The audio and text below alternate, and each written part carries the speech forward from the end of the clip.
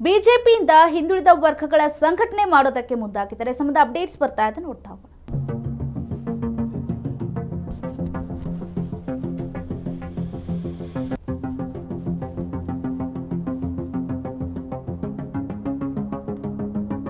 ಬಿಜೆಪಿಯಿಂದ ಹಿಂದುಳಿದ ವರ್ಗಗಳ ಸಂಘಟನೆಗೆ ಬಿಜೆಪಿ ಸಜ್ಜಾಗಿದೆ. ರಾಜ್ಯದಲ್ಲಿ 9 ಒಬಿಸಿ ಸಮಾವೇಶವನ್ನ ನಡೆಸೋದಕ್ಕೆ ನಿರ್ಧಾರವನ್ನ ಮಾಡಿದ್ದಾರೆ. ರಾಜ್ಯದಲ್ಲಿ 9 ಕಡೆಗೆ ಒಬಿಸಿಯ ಸಮಾವೇಶವನ್ನ ನಡೆಸಿ ತಮ್ಮ ಶಕ್ತಿ ಪ್ರದರ್ಶನವನ್ನ ಮಾಡೋದಕ್ಕೆ ಬಿಜೆಪಿ ಇದೀಗ ಸಜ್ಜಾಗಿದೆ. ಮತ್ತೊಂದು ಕಡೆ ಒಬಿಸಿಯ ನಾಯಕರು ಈಗಾಗಲೇ ದೆಹಲಿಯಲ್ಲಿ ಒಂದು ಕಾಂಗ್ರೆಸ್ನ ಜೊತೆಗೆ ಸಭೆಯನ್ನ ಮಾಡಿರುವಂಥದ್ದು. ಈಗ ಬಿಜೆಪಿಯಿಂದ ಕೂಡ ಹಿಂದುಳಿದ ವರ್ಗಗಳ ಸಂಘಟನೆಯನ್ನ ಮಾಡೋದಕ್ಕೆ ಮುಂದಾಗಿದ್ದಾರೆ. ಸಮಾವೇಶದ ಮೂಲಕ ಬಿಜೆಪಿಯಲ್ಲಿ ಎಷ್ಟು ಒಗ್ಗಟ್ಟಿದೆ, ಎಷ್ಟು ಶಕ್ತಿ ಇದೆ ಅನ್ನುವಂಥದ್ದನ್ನ ತೋರಿಸೋದಕ್ಕೆ ಸಂಘಟನೆಯ ಬಗ್ಗೆ ಬಿಜೆಪಿ ಸಜ್ಜಾಗಿರುವಂಥದ್ದು. ರಾಜ್ಯದ ಭಾಗಗಳಲ್ಲಿ 9 ಕಡೆಗೆ ಒಬಿಸಿ ಸಮಾವೇಶವನ್ನ ಮಾಡಿ ತಮ್ಮ ಶಕ್ತಿ ಪ್ರದರ್ಶನವನ್ನ ಮಾಡೋದಕ್ಕೆ ನಿರ್ಧಾರವನ್ನ ಮಾಡಿರುವಂಥದ್ದು. ಇನ್ನು ಹಿಂದೆ ಕೂಡ ನಿಗದಿಯಾಗಿತ್ತು ಸಮಾವೇಶ. ರಾಜ್ಯದಲ್ಲಿ 9 ಬಿಜೆಪಿ ಸಮಾವೇಶವನ್ನ ನಡೆಸೋದಕ್ಕೆ ಬಿಜೆಪಿ ಸಜ್ಜಾಗಿರುವಂಥದ್ದು. ಜೂನ್ 19ರಂದು ನಿಗದಿಯಾಗಿದ್ದಂಥ ಮೊದಲ ಸಮಾವೇಶ ಜೂನ್ 19ರಂದು ನಿಗದಿಯಾಗಿದ್ದಂಥ ಮೊದಲ ಸಮಾವೇಶ ಬಳ್ಳಾರಿಯಲ್ಲಿ ನಿಗದಿಯಾಗಿದೆ. ಒಬಿಸಿ ಸಮಾವೇಶ ಜೂನ್ 19ರಂದು ನಿಗದಿಯಾಗಿದ್ದಂಥ ಮೊದಲ ಸಮಾವೇಶ ಬಳ್ಳಾರಿಯಲ್ಲಿ ಒಬಿಸಿಯ ಸಮಾವೇಶವನ್ನ ಮಾಡೋದಕ್ಕೆ ನಿಗದಿ ಮಾಡಿದ್ದಾರೆ. ಇನ್ನು ಜೂನ್ 20ರಂದು ವಿಜಯೇಂದ್ರ ಅವರು ಕೊಪ್ಪಳ ಪ್ರವಾಸ ಹಿನ್ನೆಲೆ ಇರುವಂತಹ ನಿಗದಿ ಆಗಿರುವಂಥದ್ದು. ಇನ್ನು ಅವರು ಕೊಪ್ಪಳ ಪ್ರವಾಸವನ್ನ ಮಾಡ್ತಾ ಇರುವಂತಹ ಹಿನ್ನೆಲೆ ಕೊಪ್ಪಳದಲ್ಲಿ ನಿಗದಿತ ಮೊದಲ ಸಮಾವೇಶವನ್ನ ಮುಂದೂಡಿಕೆ ಮಾಡಲಾಗಿತ್ತು. ಆದರೆ ಈಗ ಅಲ್ಲಿ ಕೂಡ ವಿಜಯೇಂದ್ರ ಅವರು ಸಮಾವೇಶವನ್ನ ಮಾಡೋದಕ್ಕೆ ಮುಂದಾಗಿದ್ದಾರೆ. ಬಳ್ಳಾರಿಯಲ್ಲಿ, ಕೊಪ್ಪಳದಲ್ಲಿ 9 ಕಡೆಗೆ ನಿಗದಿತ ಒಬಿಸಿ ಸಮಾವೇಶವನ್ನ ಮಾಡೋದಕ್ಕೆ ಮುಂದಾಗಿದ್ದಾರೆ. ಯಾಕಂದ್ರೆ ಈಗಾಗಲೇ ಕಾಂಗ್ರೆಸ್ ಕೂಡ 2029ಕ್ಕೆ ಟಾರ್ಗೆಟ್ ಮಾಡ್ತಾ ಇದೆ. ಸಾಕಷ್ಟು ಕಣ್ಣಿರಿಸಿರುವಂಥದ್ದು ಒಬಿಸಿಯೇ ಕೂಡ ಅವರಿಗೆ ಅಹಿಂದ ಅಸ್ತ್ರ ಆಗಿದೆ ಈಗ. ಹಾಗಾಗಿ ಸಮಾವೇಶವನ್ನ ಮುಂದೂಡಿಕೆ ಮಾಡಿದ್ರೆ ಬಿಜೆಪಿಗೆ ಮತ್ತೊಂದು ಕಡೆ ಲಾಸ್ ಆಗುತ್ತೆ ಅಂತಾನೆ ಹೇಳ್ಬೋದು. ಹಾಗಾಗಿ ರಾಜ್ಯದ 9 ಕಡೆಗೆ ಒಬಿಸಿಯನ್ನ ಸಮಾವೇಶವನ್ನ ಮಾಡಿ ಅವರು ಕೂಡ ರಾಜ್ಯದಲ್ಲಿ ಆಕ್ಟಿವ್ ಆಗಿದ್ದಾರೆ. ನಾವೇನೇನು ಕೆಲಸಗಳನ್ನ ಮಾಡಿದ್ದೇವೆ, ಇನ್ನೂ ಸಾಕಷ್ಟು ಬಣಗಳಿದೆ ಬಿಜೆಪಿಯಲ್ಲಿ, 2 ಬಣಗಳಿದೆ. ಹಾಗಾಗಿ ಮತ್ತೊಂದು ಕಡೆ ರೆಬೆಲ್ಸ್ ನಾಯಕರು ಕೂಡ ಇದೀಗ ಚಾಲೆಂಜ್ ಆಗಿರುವಂಥದ್ದು. ಈ ಎಲ್ಲಾ ನಿಟ್ಟಿನಲ್ಲಿ ಈಗ ಒಬಿಸಿ ಸಮಾವೇಶವನ್ನ ಒಗ್ಗೂಡಿ ಮಾಡಬೇಕಾಗುತ್ತೆ. ಒಬಿಸಿ ಮತಗಳು ಸಾಕಷ್ಟು ಅವ್ರಿಗೆ ಇಂಪಾರ್ಟೆಂಟ್ ಆಗುತ್ತೆ. ಒಬಿಸಿ ಸಮಾವೇಶ ಮಾಡಿದಾಗಲೇ ಗೊತ್ತಾಗುತ್ತೆ ಮುಂದಿನ ಅವರ ಒಂದು ಚುನಾವಣೆಯ ಅನುಭವ ಆಗಿರ್ಬೋದು, ಏನಾಗುತ್ತೆ ಅನ್ನುವಂಥ ಪರಿಣಾಮವನ್ನ ಅವರು ನೋಡ್ಲಿಕ್ಕೆ ಸಿಗುತ್ತೆ. ಹಾಗಾಗಿ ಕೊಪ್ಪಳದಲ್ಲಿ ಇಡೀ ದಿನ ಸಭೆಯನ್ನ ನಡೆಸೋದಕ್ಕೆ ವೈ ವಿಜಯೇಂದ್ರ ಅವರು ನಿರ್ಧರಿಸಿದ್ದಾರೆ. ಬೆಳಿಗ್ಗೆ 9ರಿಂದ 6 ಗಂಟೆವರೆಗೂ ಕೂಡ ಸಭೆಯನ್ನ ಮಾಡೋದಕ್ಕೆ ನಿರ್ಧಾರ ಮಾಡಿದ್ದಾರೆ. ತಿಂಗಳ ಅಂತ್ಯದೊಳಗೆ 9 ಸಭೆ ಏನಿದೆ ಒಬಿಸಿ ಅದನ್ನೆಲ್ಲವನ್ನ ಮುಗಿಸುವಂತ ಟಾರ್ಗೆಟ್ಗೆ ಈಗಾಗಲೇ ಟಾರ್ಗೆಟ್ ಅನ್ನ ಇಟ್ಕೊಂಡಿರುವಂತದ್ದು. ಸತತ ಒಬಿಸಿ ಸಭೆ ನಡೆಸೋದಕ್ಕೆ ಇದೀಗ ಬಿಜೆಪಿ ಸಜ್ಜಾಗಿದೆ. ಭೂಪೇಂದ್ರ ಯಾದವ್ ಅವರ ನೇತೃತ್ವದಲ್ಲಿ ಬಿಜೆಪಿ ಸಭೆಯನ್ನ ಮಾಡೋದಕ್ಕೆ ಮುಂದಾಗಿರುವಂತದ್ದು. ಇನ್ನು ಈಗಾಗಲೇ ನಾವು ಹೇಳ್ತಾ ಇದ್ದ ಆಗ್ಲೇ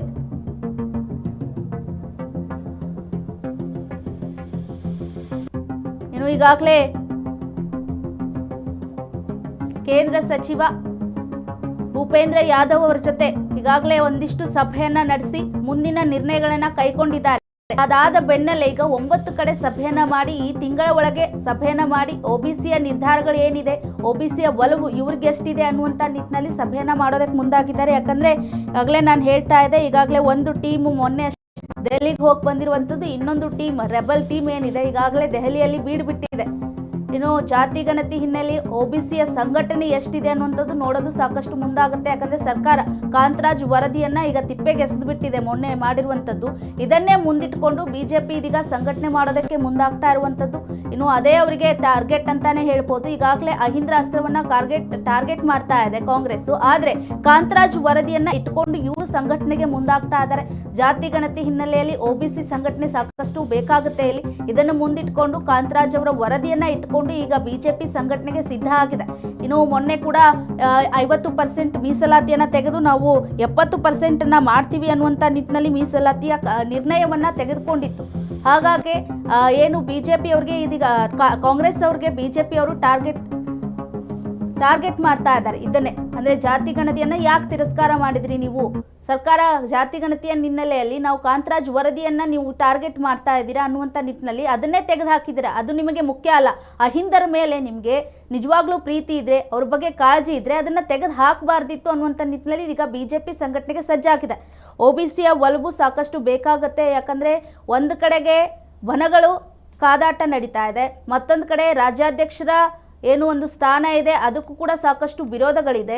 ಈ ನಿಟ್ಟಿನಲ್ಲಿ OBCಯ ಸಂಘಟನೆ ಸಾಕಷ್ಟು ಮುಖ್ಯ ಆಗುತ್ತೆ.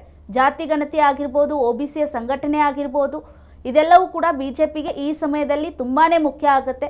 ಹಾಗಾಗಿ 9 ಕಡೆಗೆ OBCಯನ್ನು ಸಭೆಯನ್ನು ಮಾಡಿ ಒಂದಿಷ್ಟು ಅವರ ಒಂದು ಶಕ್ತಿ ಪ್ರದರ್ಶನ ಏನಿದೆ ಅದನ್ನು ಮಾಡೋದಕ್ಕೆ ಮುಂದಾಗ್ತಾ ಇರುವಂಥದ್ದು. ಸತತ OBC ಸಭೆಯನ್ನು ಮಾಡಿ ಅವರ ಒಂದು ನಿರ್ಣಯ ಏನಿದೆ ಅನ್ನೋದನ್ನು ತೆಗೆದುಕೊಳ್ಳೋದು ಸಾಕಷ್ಟು ಮುಖ್ಯ ಆಗುತ್ತೆ. ಇನ್ನು ಈಗಾಗಲೇ ಕಾಂಗ್ರೆಸ್ಸು 2029ರ ಚುನಾವಣೆಗೆ ಸಂಘಟನೆ ಮಾಡಿಕೊಂಡು OBC ನಾಯಕರನ್ನ ಸೆಳೆದುಕೊಂಡಿರುವಂಥದ್ದು. ಮೊನ್ನೆ ಕೂಡ ಅವರ ಒಂದು ಎಲ್ಲರೂ ಕೂಡ ಅದಕ್ಕೆ ಸೂಚನೆಯನ್ನು ಕೊಟ್ಟಿರುವಂಥದ್ದು. AICCಯಲ್ಲಿ ಈಗಾಗಲೇ ಸಂಘಟನೆಯನ್ನು ಮಾಡಿಕೊಂಡು OBCಯ ಒಲವನ್ನು ತೋರಿಸ್ಕೊಳ್ಳೋದಕ್ಕೆ ನಿರ್ಧಾರ ಮಾಡಿರುವಂಥದ್ದು. ಈಗ ಅದಾದ ಬಳಿಕ BJP ಸಂಘಟನೆ ಮಾಡೋದಕ್ಕೆ ಮುಂದಾಗಿದೆ. ಇನ್ನು 19ನೇ ತಾರೀಕು ಏನು ನಿಗದಿ ಆಗಿತ್ತು, ಇನ್ನು ಅದಕ್ಕೂ ಮೊದಲೇ 9 ಸಮಾವೇಶವನ್ನು ಮಾಡಿ ತೋರಿಸ್ಬೇಕು ಅನ್ನುವಂಥ ನಿಟ್ಟಿನಲ್ಲಿ ವಿಜಯೇಂದ್ರ ಅವರು ಇದೀಗ ತಯಾರಿಯನ್ನು ನಡೆಸ್ತಾ ಇದ್ದಾರೆ. ಕೊಪ್ಪಳದಲ್ಲಾಗಿರ್ಬೋದು, ಇನ್ನು ಬೇರೆ ಭಾಗದಲ್ಲಾಗಿರ್ಬೋದು, ಅಲ್ಲೆಲ್ಲ ಭಾಗದಲ್ಲೂ ಕೂಡ ಬಳ್ಳಾರಿ, ಕೊಪ್ಪಳ ಈ ರೀತಿಯಾಗಿ ಅವರ ಒಂದು BJPಯ ನಾಯಕರು ಎಲ್ಲೆಲ್ಲಿ ಚೆನ್ನಾಗಿದೆ ಅಂದರೆ OBC ಒಲವು ಜಾಸ್ತಿ ಇದೆ ಅಲ್ಲೆಲ್ಲ ಕಡೆಗೂ ಕೂಡ ಸಮಾವೇಶವನ್ನು ಮಾಡಿ ತಮ್ಮ ಶಕ್ತಿ ಪ್ರದರ್ಶನ ನೋಡಿ ನಮ್ಮಲ್ಲೂ ಕೂಡ ಬಣಗಳ ಕಿತ್ತಾಟ ಇಲ್ಲ, BJPಯಲ್ಲಿ ಎಲ್ಲವೂ ಕೂಡ ಸರಿಯಾಗಿದೆ ಅನ್ನುವಂಥ ನಿಟ್ಟಿನಲ್ಲಿ ತೋರಿಸ್ಬೇಕು ಒಂದು. ಮತ್ತೊಂದು ಕಡೆ OBC ಅವರನ್ನು ಈಗ ಏನು ಕಾಂಗ್ರೆಸ್ ಅವರು ಒಂದಿಷ್ಟು 3 ನಿರ್ಣಯಗಳನ್ನ ತೆಗೆದುಕೊಂಡಿದ್ದಾರೆ ಅದೆಲ್ಲವನ್ನು ಸುಳ್ಳು, ನಾವು ಅದಕ್ಕಿಂತ ಚೆನ್ನಾಗಿ ಮಾಡ್ತೀವಿ ಅನ್ನುವಂಥ ಒಲವನ್ನು ಇವರು BJP ಈಗ ತೋರಿಸ್ಬೇಕಾಗಿದೆ. ಯಾಕಂದರೆ ಮೀಸಲಾತಿ ಎಲ್ಲಿ ಜಾಸ್ತಿ ಕೊಡ್ತಾರೆ, OBC ಅವ್ರಿಗೆ ಯಾವಾಗ ಅವ್ರಿಗೆ ಒಳ್ಳೆಯದಾಗುತ್ತೆ, ಅಹಿಂದ ಮತಗಳು ಕೂಡ ಅದನ್ನು ಯೋಚನೆ ಮಾಡ್ತಾರೆ.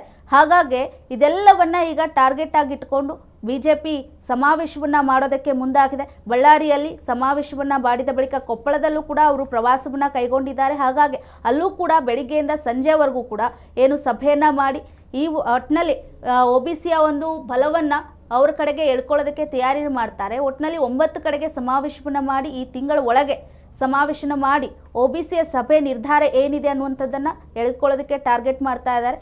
ಹಾಗಾಗಿ ಈಗಾಗಲೇ ಒಂದಿಷ್ಟು ಚಿಂತನೆಯನ್ನು ಭೂಪೇಂದ್ರ ಯಾದವ್ ಅವರ ಜೊತೆಗೆ ಮಾತನಾಡಿದ್ದಾರೆ.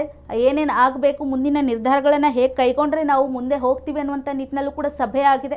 ಅದೆಲ್ಲವನ್ನು ಸಲಹೆಯನ್ನು ಮುಂದಿಟ್ಕೊಂಡು ಈಗಾಗಲೇ ಮತ್ತೆ ಮೊನ್ನೆ ಕೂಡ ದೆಹಲಿಗೆ ಹೋಗಿ ಬಂದಿದ್ದಾರೆ. ಅಲ್ಲೊಂದಿಷ್ಟು ಮಾತುಕತೆ ಆಗಿರುತ್ತೆ BJP ಹೈಕಮಾಂಡ್ನಲ್ಲಿ, ಅವರು ಕೂಡ ಒಂದಿಷ್ಟು ಸಲಹೆಯನ್ನು ಕೊಟ್ಟು ಕಳಿಸಿರ್ತಾರೆ. ಅದಾದ ಬಳಿಕ ಅವರ ಸಲಹೆ ಕೂಡ ಇದೇ ಆಗಿತ್ತೇನೋ ಗೊತ್ತಿಲ್ಲ. ಆದರೆ ಅಲ್ಲಿಂದ ಬಂದ ಬಳಿಕ ಇದೀಗ ವಿಜಯೇಂದ್ರ ಅವರು ಆ್ಯಕ್ಟಿವ್ ಆಗಿದ್ದಾರೆ, ಸಭೆಯನ್ನು ಮಾಡೋದಕ್ಕೆ ನಿರ್ಧಾರ ಮಾಡಿರುವಂಥದ್ದು.